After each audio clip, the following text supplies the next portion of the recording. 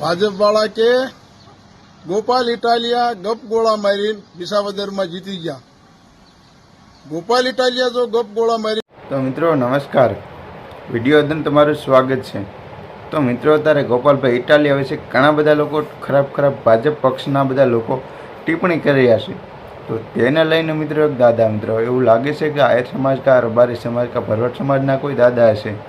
એ દાદા એવું કહી રહ્યા છે કે ભાજપવાળા પક્ષના લોકો વાતો કરી રહ્યા છે, એટલે કે સોશિયલ મીડિયામાં બધી ગયા આપણે જોવો છો, કોઈ પણ વ્યક્તિ હોય અને એના કમેન્ટ માર્કેટમાં લે તેની નરી વાતો કરવાવાળા બેઠા, એટલે કે ખરાબ વાતો એની ટિપ્પણી કરવાવાળા બેઠા છે.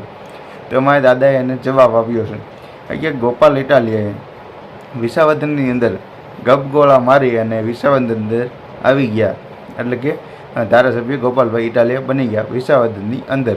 તો દાદા એવું કહે છે કે જો ગોપાલ ઇટાલિયા ગપગોળા મારીને જીતી શકતો હોય તો તમે આજ દિવસ સુધી શું એમાં કરતા હતા? એટલે કે વિસાવદરની જનતા જવાબ માંગે છે કે તમે આટલા દિવસ સુધી ભાજપવાળા, એટલે કે 30 વર્ષથી તમે ભાજપવાળા શું કરો છો આ વિસાવદરની અંદર?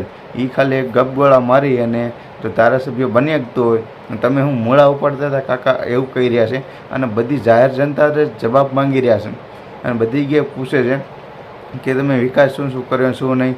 તો એમાં મિત્રો આપણે કિરીટ પટેલ નામના જે વ્યક્તિ છે તેઓ એવું પણ કહી રહ્યા છે કે અમે બધું સારા કરવાનો જ પ્રયત્ન કર્યો છે.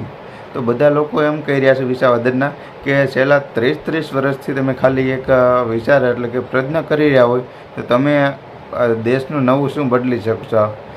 દેશનું નવું તમે શું બદલી શકશો? કારણ કે 30 વર્ષથી તમે ખાલી એક સારા પ્રયાસ જ કરો છો, એટલે કે વિચારો છો. તો તમે દેશ માટે જ બીજું ક્યારે કરશો? 30 વર્ષ સુધી તમે કાંઈ નથી કર્યું તો બીજું ક્યારે કરશો? એટલા માટે હવે ભાજપવાળાની ટિકિટ મિત્રો ફાટી ગઈ છે આપણે વિસાવદરની અંદર, અને ગોપાલભાઈ ઇટાલિયા આમ આદમી પાર્ટી બહુમતથી જીતાણા છે. મિત્રો તમે કોના સપોર્ટમાં છો? ખરેખર વિડીયો અંદર તમે જેટલા પણ લોકો જોઈ રહ્યા છો તે બધા બતાવજો. અને ચાલો હવે આ દાદાનો વિડીયો જોઈ લો પૂરેપૂરો તમે પણ.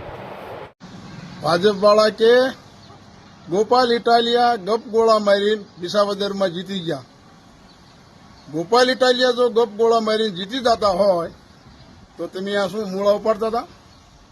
શરમ થઈ શરમ, કામ કરો કામ.